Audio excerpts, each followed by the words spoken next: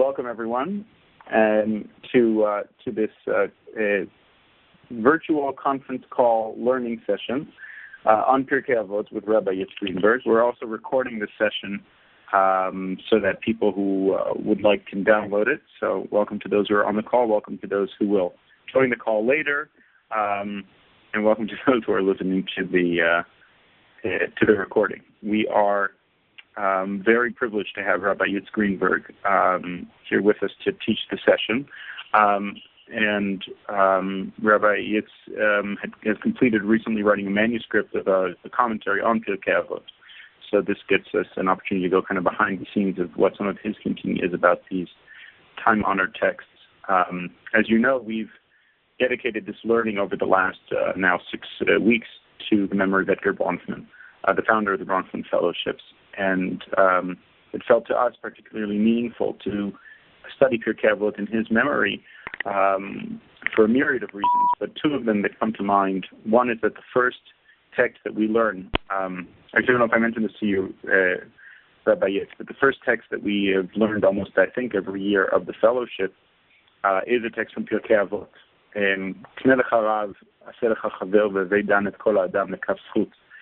Make for yourself a teacher, acquire for yourself a friend, and give every person the benefit of the doubt. And so much of what Edgar envisioned for this community and what the experience both on the fellowship and within the Bronfman alumni community is about those three things: making friends, acquiring teachers, and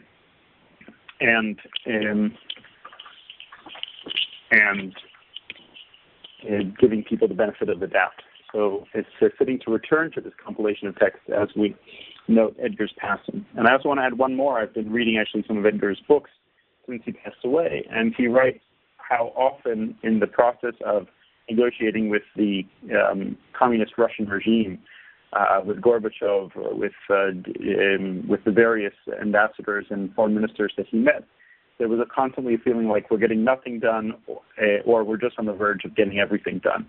And he said he kept reminding himself of the text from Pirkei Avot of Rabbi Tarfon, it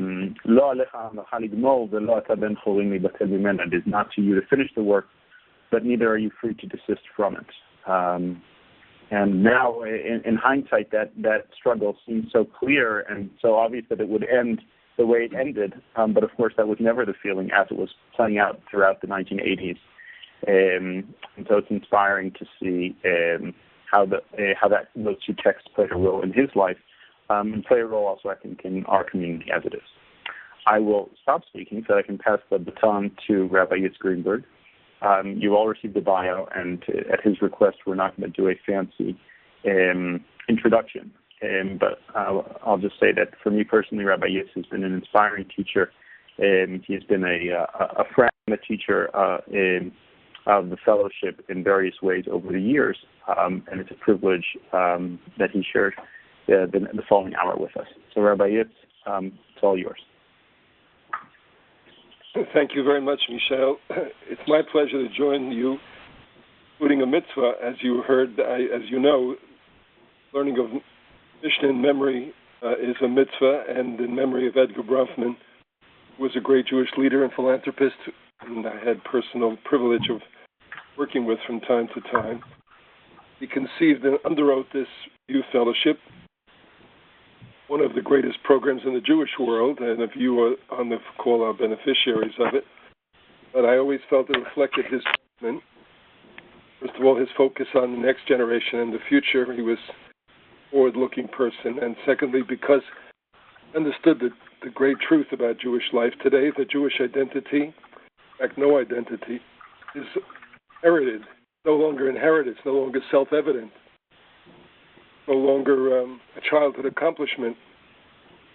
It must be, in fact, he believed will be based on choice. And that choice should be informed and mature, which means based on learning, knowledge, experience, community, all the things that he tried to create in Bronfman Youth Fellowship, in which I feel Michel and his co-director represent. And of course, again, in his views, rooted in the past, continuous, but open, embracing the growth, not afraid of the future. And last but not least, pluralist, with many sources of wisdom, one of which we're about to talk on today and learning from everybody. So I have to say one more thing about him because I admired it, Short in Action. I think there are two particular aspects which are among his greatest contributions. One was his personal role model, his path from the margin of Jewish life, where the Jewishness was inherited but not serious, with a high achievement in business and society in the earlier part of his career as his main focus. He went from that to becoming a concerned Jew, then an active leader, personally grew, studied in knowledge, reached out to others. I think this path is of the highest importance because for the last 200 years, frankly, it's gone the other way.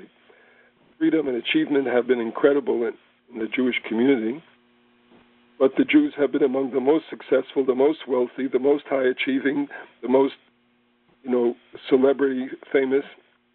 But typically the pattern was the more you succeeded, the more you assimilated, the more you moved up in the world and became an important figure, the less you were connected to the Jewish community. And obviously there's a kind of a survival of the unfittest, or if you will, the loss of the fittest, which means it has no future. So we still need models of how you go the other way. To this day, the Jews disproportionately the largest philanthropic givers in America. To this day, among those large philanthropic givers, 80% of the money is going to universal or non-Jewish causes. So his role model, I think, remains, and he understood that, and he made a serious effort to recruit friends and peers.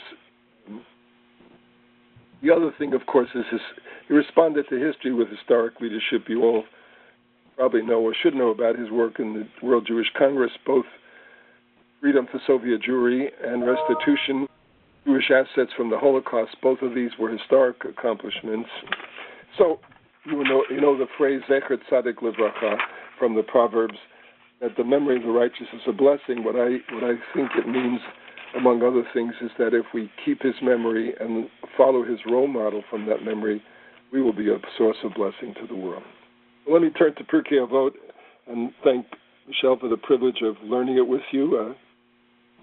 I have been working on this manuscript and would welcome any feedback if any of you have, and send me by email. But I think Pirkei Avot has been a long-time personal favorite, but I've come to realize it's really a very special book for another reason. It's the outcome of a great transformation in Jewish history. I start with the point, maybe one of the greatest religious transformations. I start with my primary point. The core of Jewish religion, I believe, is that about Tikkun Olam, namely, the world is a creation. That's the claim of the Torah and the tradition. Not an accident, not a blind material process, but a creation, meaning it has a creator, we call God and various other names. More important, that this creator intends it to be perfect, defined as full of life, and life itself supported in all its dignities. So the Jewish message was, the Torah teaching of Tikkun Olam, the tradition's Tikkun Olam teaching was, don't settle for the status quo in which there's evil, injustice, human suffering, unjust suffering, equality, suffering of every sort, sickness. Rather, the opposite. This world's intended to be made perfect, to be repaired. You, human being, are to use your talents and life. You've been asked, invited, commanded, instructed, whatever language you want to use, to join in a partnership to repair the world. The partnership is between God and humanity. We'd like to think, in the Bible, it's the Noahide covenant with Noah. We like to think of the Jewish covenant, of Abraham or Sinai, as the kind of sub-partnership, maybe if we're lucky, a lead partnership if it works right, shows the way. But it's a partnership in which we commit step by step to repair the world until it is totally transformed. That's the great paradox of Jewish teaching. We have utopian, revolutionary goals, make this world a paradise, overcomes hunger, poverty, inequality, all forms of oppression.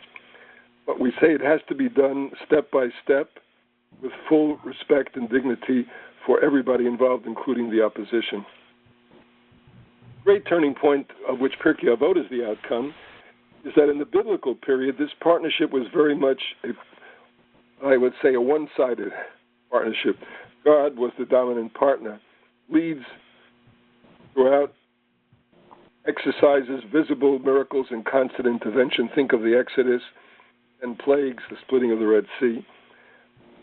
When God leads, God gives revelation, speaking from heaven, as at Sinai, or speaking directly from God's mouth to you through prophets who bring the message, thus saith the Lord. Everyday life, at least in the biblical version, the wicked were punished, the good were rewarded. God gave you long life if you did the right thing. God stopped the rain if you stopped listening. So this whole image was very much a kind of, you may say so, a kind of reward and punishment, measure for measure moral system. I mean, very beautiful in its vision and dream that when the wicked are on top, God is not satisfied and God will get them, will drive them away. But of course, again, not the world we live in, and what the rabbis contributed was their conclusion that by their time already, God, who had entered into covenant, into this partnership, who had self-limited to work with human beings, not to do it all, had self-limited again. The rabbis' version, God deliberately becomes more hidden, no more visible miracles, no more voices from heaven, no more prophets, no more visible day-to-day measure-for-measure rewards and punishments, not because God has gone away or abandoned us, but because humans are being asked to step up and become active, full partners in the tradition, in the responsibility of this partnership to repair the world. So I give you the obvious examples. If you want a miracle, no longer like Passover, you have it like Purim, namely Mordecai and Esther. If humans take responsibility, then God will help hidden way so the good guys win. If you want revelation, God doesn't speak through prophets anymore. But human minds, rabbis, analyze the past revelation and they apply it and find new meanings in it. God speaks to us to our situation today. Or they take the old precedents and by analogy, using their mind, they apply it to the new situation. If you want to serve God, no longer korbanot, sacrifices where you bring a sacrifice but you stand there passively while the priest burns it and offers it to God. Now it's prayer, which means you have to speak. And whereas in the past the visible God was present in the temple to the point where you'd fall on your face, it was so shattering and shocking and overwhelming, now God is hidden, but you can speak to God, and that's what prayer is about. In short, everything about Judaism has to become more personal, more human, responsible, more active. If you want to repent, it's not enough to bring a sacrifice and say a few words of contrition.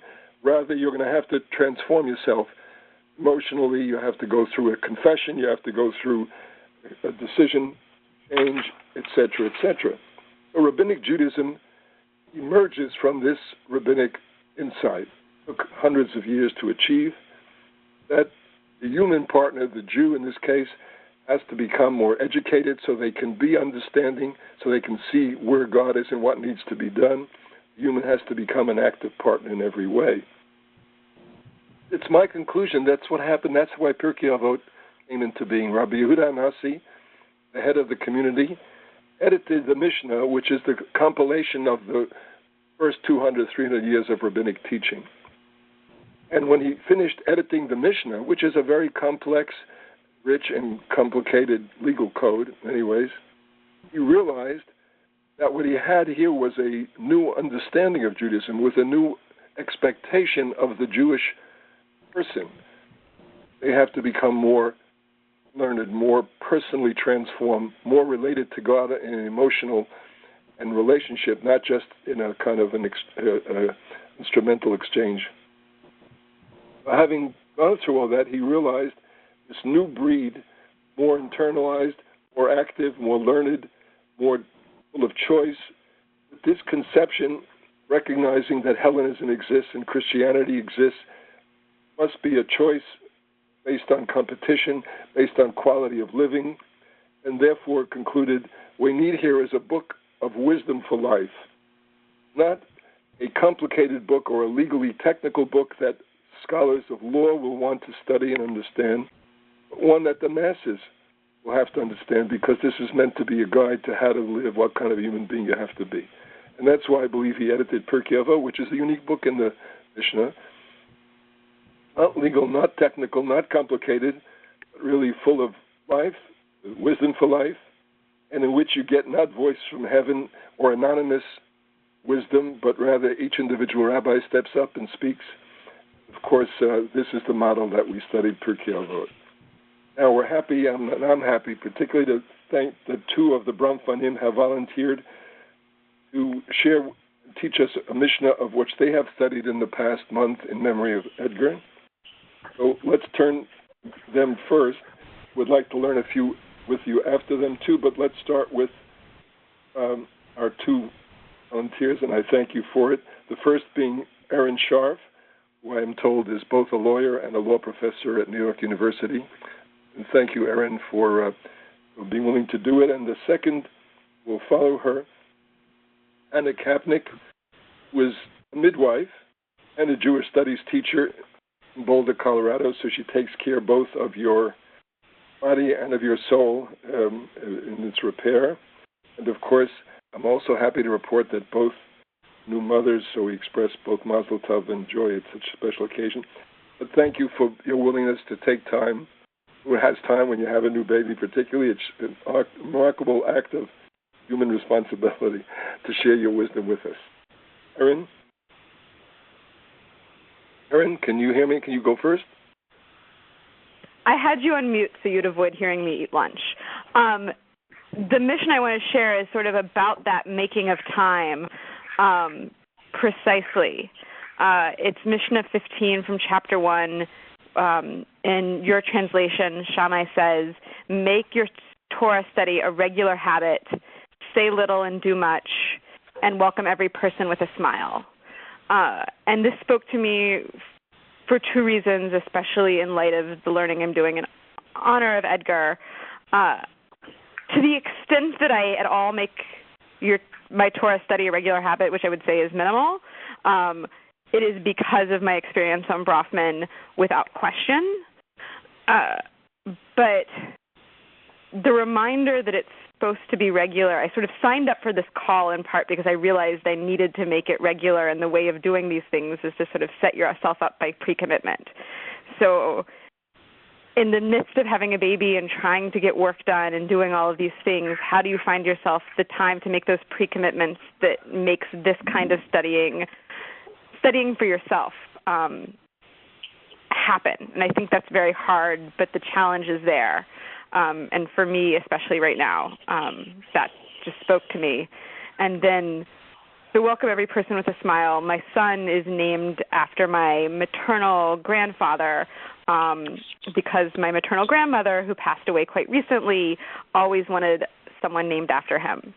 And through the ages, I think welcome every person with a smile. His name is Philip.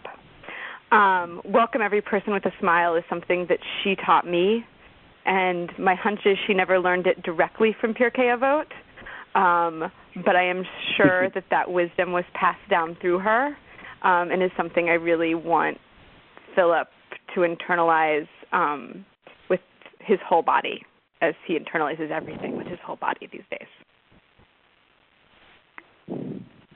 Thank you.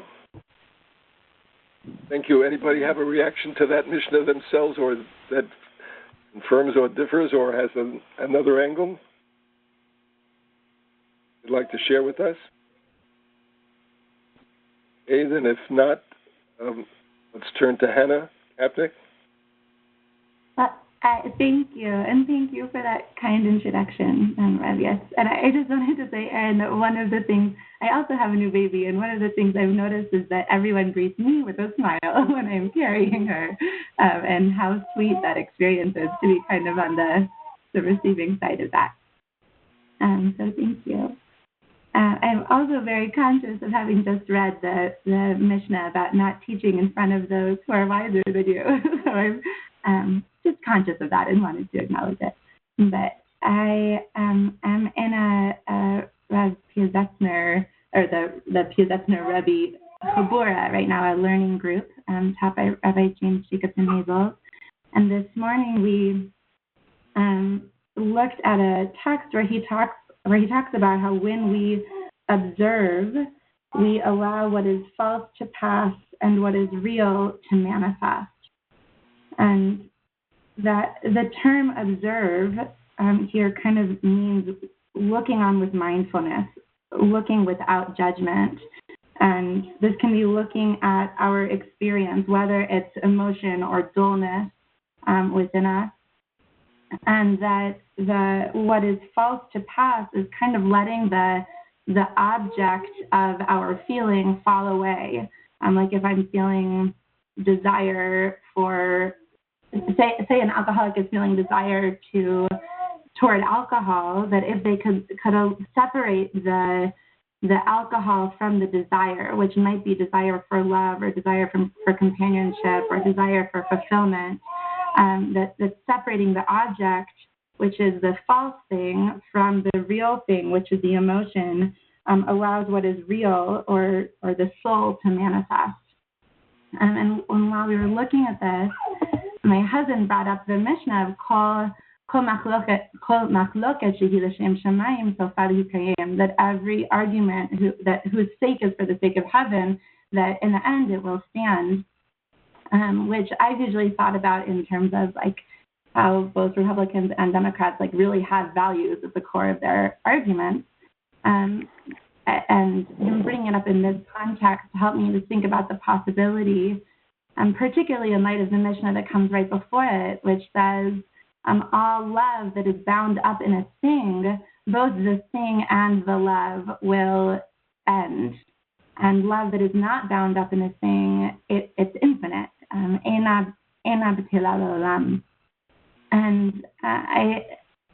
thinking about this in the context of mindfulness, kind of helped me to recognize the possibility that this idea of the statement that love that's not bound up in a thing is something that we can have a practice toward building, and that observing without judgment and recognizing where there is an object bound up in our love, that will allow us to separate that out, and that both our love and our arguments, our feelings in general, can become infinite.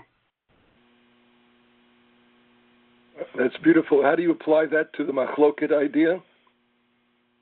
I think it's from the idea that what is false will pass and what is real will manifest.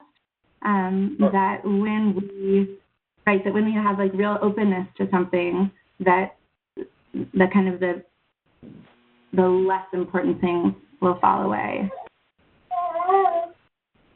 Thank you very much. It's very beautiful. I actually had one thought about this too that occurred to me as you were saying it, which was what I said before about Pirkei Avot reflects this maturation rabbinic Judaism. The machloket itself, first of all, I think I'll come back to the infinite love, which I think is a very important point, but the machloket itself is something that the rabbis had to come to appreciate, because in the biblical tradition, you didn't really have a machloket tradition. You had, when two prophets disagree, for example, the Torah says that one of them is not wrong, one of them is a liar. God does not speak forked tongue, as it were. If two rabbis disagree, however, first they thought also maybe there's something wrong, or one of them is off. And the Talmud mentions when the first arguments of Hillel and Shammai began, they assumed that the students had not studied properly, therefore they were confused, and that's why they were disagreeing. But then when it became argument after argument of the hundreds, it dawned upon them that else going on, namely that God has asked humans to exercise their mind and judgment to decide whether what God wants now, yes or no, kosher or not, ethical or illegal, that those are judgments which God is asking the humans to make and discover from God's word. Once you allow humans to use their mind, then two people with identical goals and with good minds in the same text may come up with the opposite answer, and both are legitimate. So this point, machloket, Shem Shemaim, at least a legitimate argument, it has a permanent and positive outcome, means both sides. It's another example of how Pirkei Avot captures this new maturation or this new maturity of Jewish insight. Let me take a moment before I turn. I want to give you one cluster of Mishnayot as an example of again how they were wrestling to come up with a new understanding of what does it mean to live a covenant life, a life of commitment and love to covenant. But before I do that, maybe we can take a moment and just go around the conference call and get the names of everybody. First of all, because everybody has a name, and according to Jewish tradition, everybody is an image of God, and that one of the dignities of image of God is that they are unique. So, unique means you have a name, and of course, as new mothers, Erin and Hannah both are experiencing again that miracle of the uniqueness of each child and how it grows. But could we go around the conference, just say the name of who's on the call so we know we're all together in this?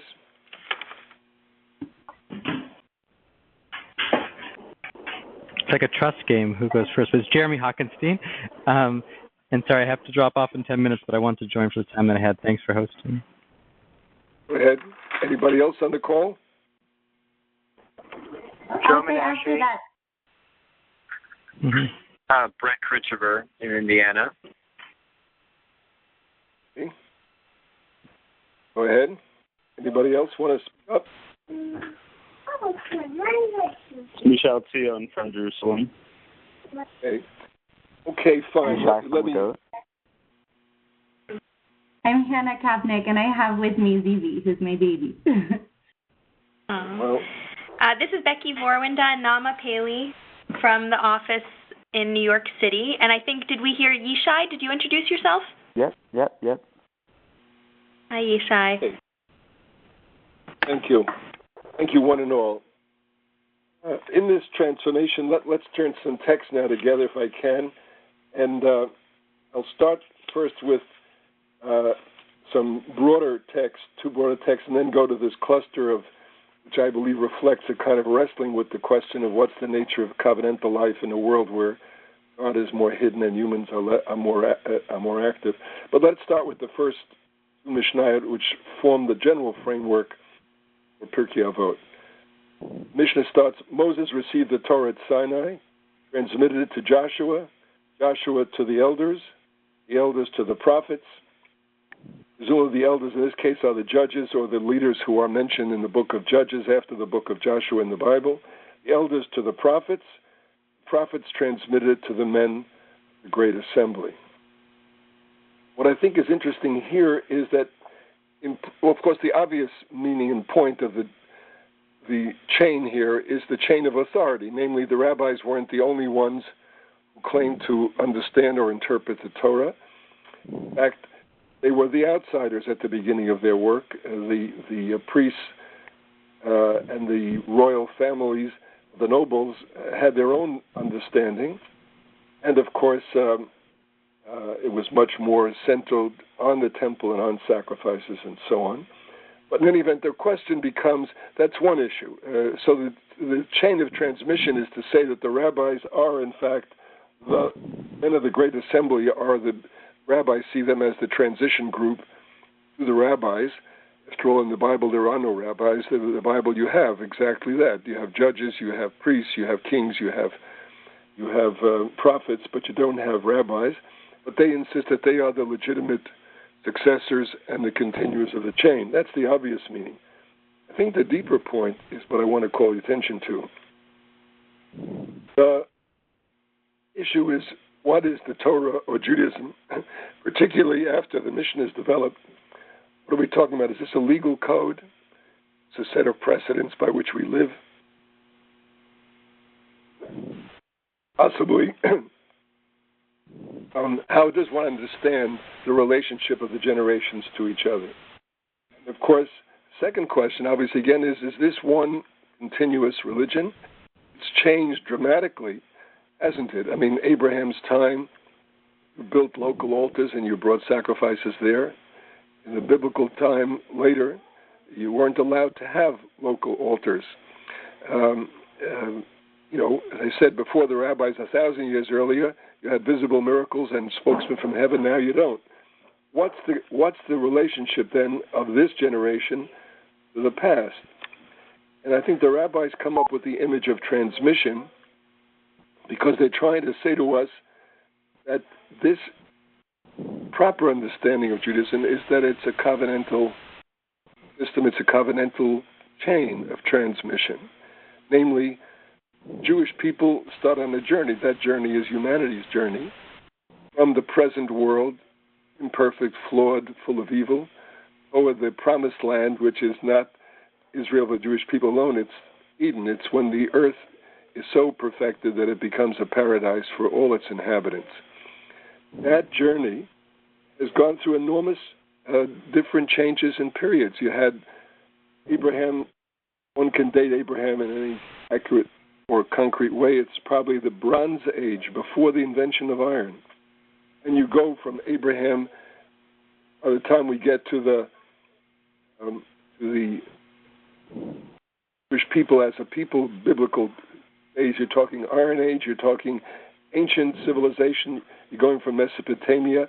In a couple of centuries, in the millennia, you finally end up in a Greek Hellenistic world culture. This is where the rabbis are at this moment. So you've gone through enormous changes. And the question is, what is the connection between these different groups? Rabbis are scholars who study text. Samson, Jephthah in the Bible seems to be a judge, seems to be a freebooting kind of half pirate, half legal fighter. What possible connection or transmission can there be? What possible continuity can there be? And so this is the point that the rabbis are making in this Mishnah. It's a covenant which each generation commits, really, I believe, out of love and love of God or love of the vision of perfecting the world, live a life in which every action advances that cause, either directly by changing society or individually by respecting the dignity of life right now. So Moses takes it on with a very different set of parameters and locations. In fact, Moses' great challenge is how to make a wandering people grow from slavery into freedom, how to develop inner ethic and culture that lives up to the commandments and the covenant. Joshua has a totally different challenge. It's a conquest. The judges have a different challenge altogether. How do you maintain and create a society which lives up, a just society that lives up to the covenant? How do you resist the constant invasion of foreign powers? The prophets, for example, again, they arise in part because the kings and the priests, who are the main carriers of the religion, in their actual practice violate covenant, where the kings and the nobles take advantage of the poor or take the land of the poor or oppress other people. Or priests look out for their own self-interest and turn the temple ritual into a kind of a patronage, self-centered and frequently unethical or immoral system. So the prophets arise to correct that and to uphold the covenant in real time. And so this is a major challenge, a very different set of parameters. Men of the Great Assembly arise in the post-biblical period when different cultural values, different cultural challenges, a whole different conception of it. The point they're making is very simple. Yes, there are fundamental changes, but there's a profound continuity.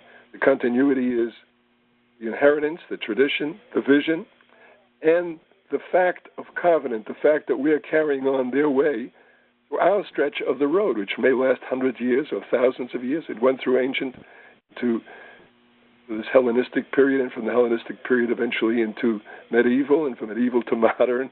We're now at postmodern.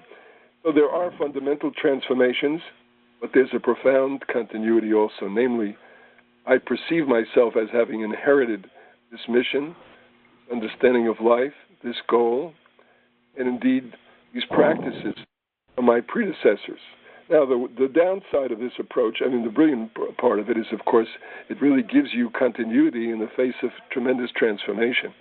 The downside is sometimes, again, the rabbis say, how do we show the continuity through Jephthah, Samson? The answer is Samson is turned into a scholar sitting, or David, the king who fights and goes out with his men and who has these tremendous passions, is turned into David, who sits in his court, and they bring him all kinds of shalot and shuvot, all kinds of question marks, and he sits and he analyzes. So again, you have a kind of a blurring of history, and a homogenization is the downside. The upside, of course, and I think it's the power of the rabbinic achievement, is they're able to bring the whole tradition with them, even though many parts of it no longer were operative. On the one hand, through study, you kept it alive, and on the other hand, they were able to apply its values and its practices to a totally new situation. So very different people can be part of one chain, and Judaism, in the end, is a covenantal chain, and the journey continues, even though it could be that if one discovers Moses met the chief rabbi of Israel, they wouldn't recognize each other, they wouldn't know what he's talking about. In fact, there's a very famous Talmudic story that Moses appears, or by a gift of God, is allowed to be in the yeshiva of Rabbi Akiva, one of the greatest of the rabbis.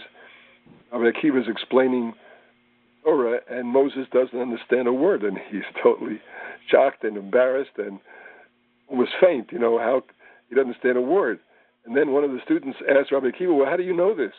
He said, well, this is our tradition from Moses at Sinai, at which point Talmud says Moses cheers up, smiles, and feels much strengthened. Well, the point, of course, being, again, the Talmud captures the paradox that in some ways we would not recognize each other, and yet, on the other hand, there is a profound continuity. I'm carrying on that same mission and heading for the same goal. Yeah, I'm going to skip the second mission because I want to do a cluster. Well, no, let me run through that second mission just in a moment. Any comment or question or any response from the group? Please speak up. I'm feeling very... feel free to speak up, or feel free to ask a question if you want to also. In Mishnah 2, Simon the Righteous was the last of the men, one of the last of the men of the Great Assembly. As I said, this is the group that the rabbis identify as the transition group from the biblical to their world. So Simon the Righteous was wont to say, this is a quote, a typical teaching of his. The world stands on three pillars: the Torah, and the divine service, an act of loving kindness.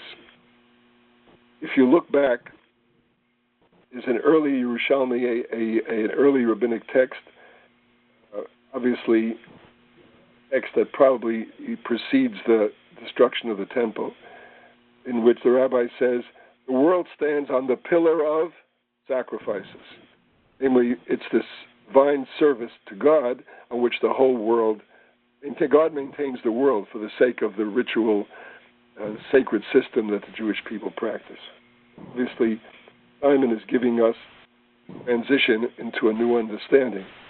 The world stands not on one pillar but on three, and the first of the three turns out to be Torah. Of course, it's not just the laws of the Torah, it's the knowledge, it's the wisdom, it's the study of the Torah. And again, that's classic rabbinic, because we don't see, if you look at the Bible, you don't see a religion really based on study, on learning.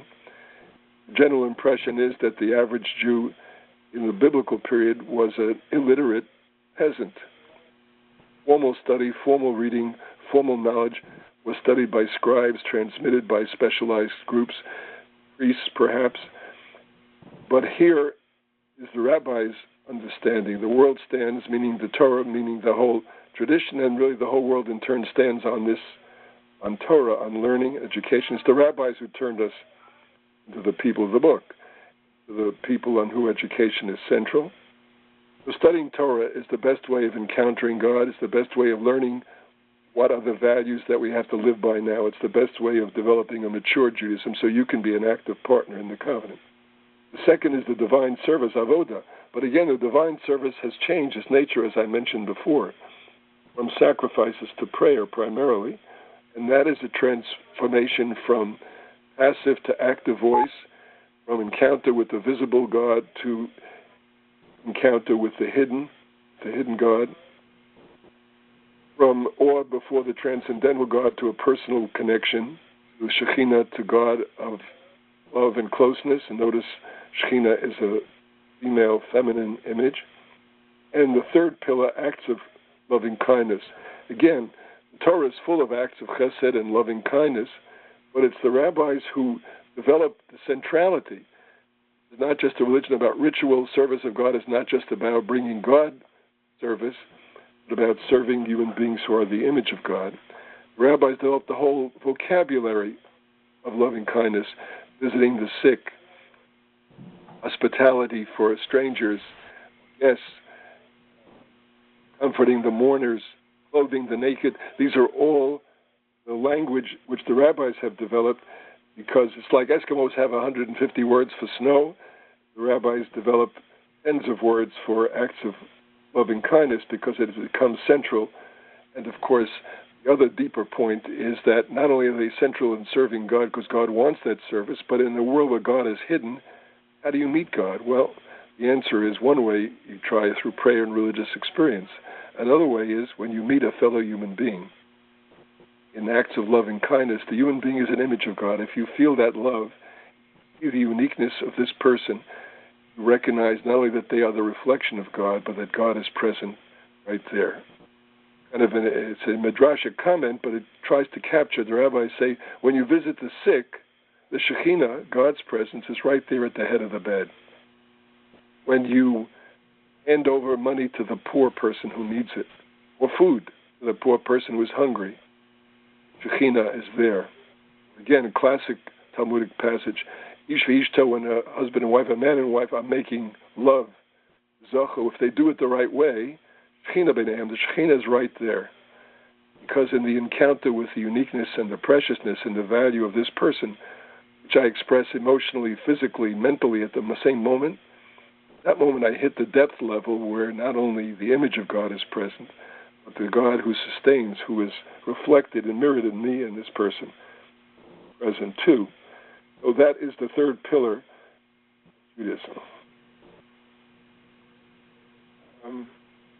Okay, let me now turn to that cluster very briefly. Cluster, I say, if you understand we're living in a world where God is more hidden and humans more active, one of the obvious points is that visible miracles don't happen either.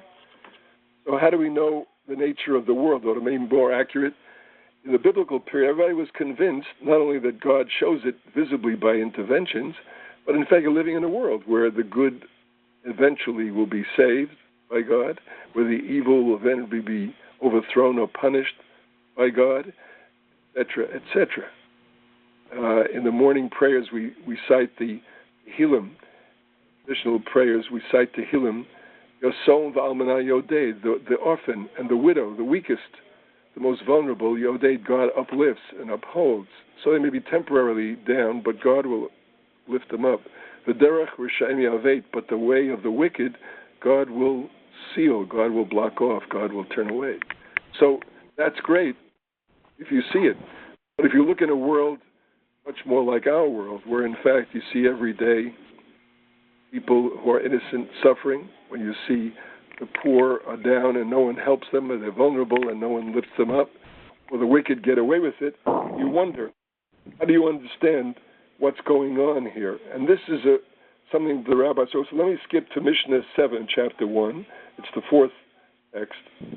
Go through the cluster. I'll come back to Mishnah 3 at the end of this cluster.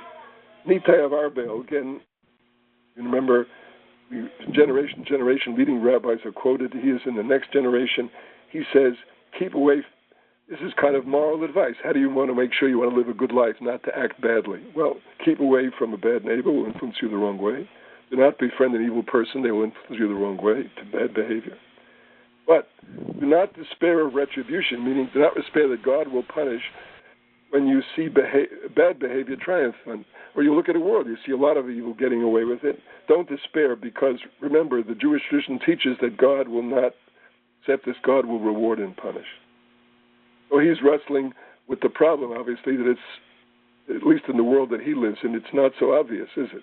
There's a lot of incidents that seem to contradict that notion, but he says, don't despair. Next attempt to articulate how we deal with this new world, hold the moral code. Rabbi, the prince says, Mishnah 1, What is the righteous path a person should choose for him or herself? One which honors the person acting this way and which is honored by other people. So one way of knowing you're in the right path is that both you and other people respect this as the right path. Be careful in a minor mitzvah as a major mitzvah, meaning you may think it's a trivial act compared to some other mitzvah which is more. No, observe them all. The Torah's code is the best way to live a good life. Well, you do not know what is the actual reward. So notice this is partly a play on the fact that, which is pointed out in the Talmud, that a trivial mitzvah, sending away a mother bird when you take the eggs, or the chicks, seems to be a trivial mitzvah. It's a very small act. Torah promises you long life, taking care of your parents, honoring them, which could be a massive responsibility.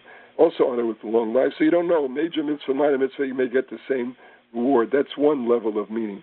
But I think the deeper level is, the truth is we no longer see in this world the obvious reward for mitzvah. So what you think is major or minor in terms of reward may not be clear at all. Always weigh the cost of doing a mitzvah against its reward. And the gain in doing a sin is against the loss. He's arguing again that you may think you make money by cheating, but what about the loss? Is the implication in God's eyes, or more implication in the world to come. As the rabbis saw this world was less obviously a case of justice, the rabbis more and more focused in on the idea of world to come is where you do get the real, true, full justice that you don't always get in this world. Look carefully at three factors, says Rabbi Yehuda. You will never come to commit a sin if you keep this. What's above you? That's, of course, God, a seeing eye, a listening ear, meaning whatever you do, you will be held accountable for, never mind what the human authorities do. And all your actions are written down in a heavenly book, the implication being eventually there will be full justice, full reward, full punishment, but by implication the world to come. Again, it's a second way of trying to make sense of a world in which much more secular and standard than it was in the biblical period. Now we come to Rabbi Tarfon's version of this. This life, how do you look at this life in light of the fact that it seems to be a much more questionable or much less obviously God-directed, morally upright world? Rabbi Tarfon says the day is short. The answer is look at your life this way. You have a short day, short life. A lot of work to do. The workers are lazy. The wages are high, though, and the owner is pressing. It means you're getting instructions from God. He used to say, of course, and you remember that Edgar used this so much in his own life, we all have to, you are not required to complete the work, but you are not at liberty to stand idly by, meaning you have to know your own limitations. By the way, I always felt this is among the most profound covenantal statements of all. If you think of life not narcissistically or self-centeredly or singly, but as a member of a covenant, the power of that is to know you have to start, you have to meet your obligations, but you don't have to finish, because the truth is that the next generation and the generation after that, you'll take the law, you'll take the tradition, you'll take justice as far as you can make it. Get it. But you haven't failed if you didn't get all the way to perfection, because the next generation and the next generation will carry on. So very covenantally. On the other hand, so you do have to start. You have to take this life very seriously. Don't feel you'll be a failure if you don't finish, but do feel the obligation to start. If you learn most Torah, they give you great wages. That's, of course, in the world to come. Your employer, God, meaning is trustworthy to pay your wages or labor. But know that the giving of the reward of the righteousness happens in the world to come. Tarfon feels, on balance, the gap is so great in this world that it, say openly, I'm not sure where we go, but bluntly, in the end, you have to accept the fact. Yes, be moral, and don't feel you're a friar, you're a fool for being moral, and everybody else getting away with murder, because the answer is the true wages will come in the world to come. That's his way of dealing with this dilemma. Now I turn to two more quick attempts to do that. One is Rabbi Yanai, who says we can grasp neither, meaning we do not understand the tranquil lives of the wicked nor the suffering of the righteous. If you want to live a moral life in this world, frankly, his answer is you have to live with the dissonance. You don't understand it because it doesn't. Not really right. There is a God. There is a covenant. There is a future. Yes, we have a promise. We will get to the paradise someday. But in the meantime, it's wrong that the wicked get away with it. And it's wrong that innocent suffering. You have to live with it. Rabbi Jacob, however, gives an alternate dialectical answer. This world is like a vestibule for the world to come. In other words, treat this life as a kind of a short introduction. Fix yourself up in the vestibule, you can enter the main room. In other words, bluntly, don't take it so hard that this world things go wrong or that they witness and suffer, because frankly, it's like a short act. If you get through this world, even if you're treated unfairly, but you get through right, you'll get into the main room, and presumably there you'll get an eternal reward. That's the way to deal with it. Now, the danger of this approach, of course, is obvious too. On the one hand, tremendous comfort to know that the innocent or the person who was killed before their time or the victims of tragedy, that they will get it made up to them, so to speak, in the world to come. That's the comfort level. The danger of this comfort, of course, is the opposite. We all know that many times religions taught the world to come and therefore ignore the suffering in this world. Our Soloveitchik writes in Halachic Man that the religious were so full of the visions of eternity and so wrapped up in their love of God, the mystics, that they didn't hear the cries of the poor and of the hungry and of the downtrodden. And so that's the danger, or in the words of the IWW, the Wobblies, there'll be pie in the sky in the great by and by, that this becomes an opium of the masses to get people to accept inequality and evil and not revolt. So Rabbi Jacob then tries to correct this by saying as follows: 1 hour, let me skip to the second half, 1 hour of tranquil bliss in the world to come is better than all the life of this world. Yes, don't feel you suffered in vain. There's so much pleasure in the other world that it's better than all the life that's for 1 hour, which is another way of saying also don't sell out, because you'll get a short-term advantage by being wicked, maybe, but you'll have missed eternal joy. But then the first half is paradoxical, the correction. But 1 hour of repentance and good deeds in this world is better than all the life of the world to come. Now, better in what way? I think what he's really saying is, don't think that the whole purpose of life is to win that eternal bliss. It's this life. Don't forget, in the world to come, even according to Jewishness, you're only a soul. But the human, the body-soul unity that you are, lives fully and deeply only in this world. And so 1 hour of doing the right thing, living the good life in this world, even if there's a lot of suffering and setback, is worth all that bliss of the world to come. So you live in the dialectic. And I finish now with Antignos of Socho's comment. When you reflect back on this juggling act, that you live in a world in which morality is not self-enforced, where God's justice is not self-evident, how do you live with that, and how do you do it? So the answer, obviously, is you choose to be faithful to the covenant. You don't give in to those facts. You try your best.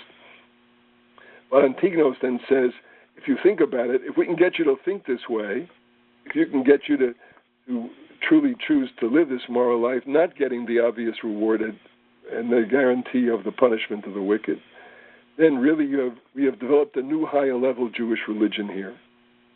Do not be like servants who serve their master for the sake of receiving a payment. Looking back, the biblical period, people were faithful because in the end it was a kind of instrumental ethic. You do the right thing, you get rain, you get reward. You do the wrong thing, you get punished. Be like servants, rather, who serve the master selflessly and not for the sake of payment. If you think of covenant not as a reward, ATM, reward punishment outcome, but rather as a relationship to God, as a commitment to make a world that is good enough and perfect enough so that the people you love, your children, your future generations, will have a perfect world finally. If you think in those terms, you're serving the master not for the sake of payment. Then you have really reached a much higher level of religion, a mature religion that is not based on reward and punishment, but based on relationship, vision, and doing the right thing for its own sake. And of course, I finish with this point simply because we're living in a world where I believe where there has been a further self-limitation by God, even more radically hidden, a world in which natural law is even more clearly dominant, and therefore I believe where covenantally God has done this so humans take on full responsibility. So in such a world, in order to live up to this mission, one has to have a mature understanding. but out of love of God, out of love of my fellow human beings, out of love of the vision of affecting the world, love of those who brought it this far, I take up my task, and I can live with the fact, at least in the here and now, there is no visible, direct one-to-one. Of course, don't let that throw me. Let it challenge me and inspire me. Just as the Jewish people faced the greatest injustice and assault of its history in the Holocaust, often being broken, renewed the covenant, not only in building Israel, but in reaffirming. Oh, that's my pitch. My time is up. I think I've overrun, but if anybody wants to make a last comment.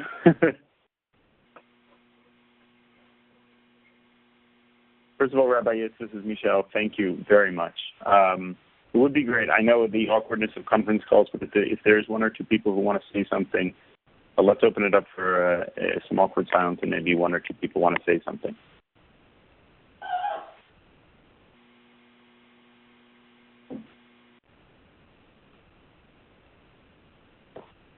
Okay, well, I do know there are, was that someone? Yeah, this is Hannah. I was just going to say that I really appreciated kind of going through the idea of the transmission and a kind of evolution of ideas and having it kind of land back. I guess talking about a few different ways that we can orient ourselves. And I think it was the idea of orienting either toward kind of how we can be like servants, or we can be, I guess, ways of responding to the hiddenness, and thinking about that as like this is what's coming right after this idea of the transmission, and that this is still part of it. I just appreciated this kind of approach to Pirkei Avot. I haven't looked at it that way before, and especially before Purim, thinking about hiddenness in that way feels useful for me. So thank you. Thank you.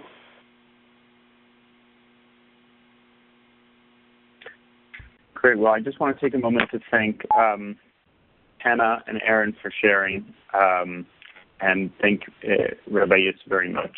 The world, as it progresses, as you've mentioned, has created this machine called the conference calls, which is the hardest thing to teach on because you can't see the eyes of your students and listeners as they light up from something you said, or as their eyebrows cross because something that the teacher said which doesn't resonate.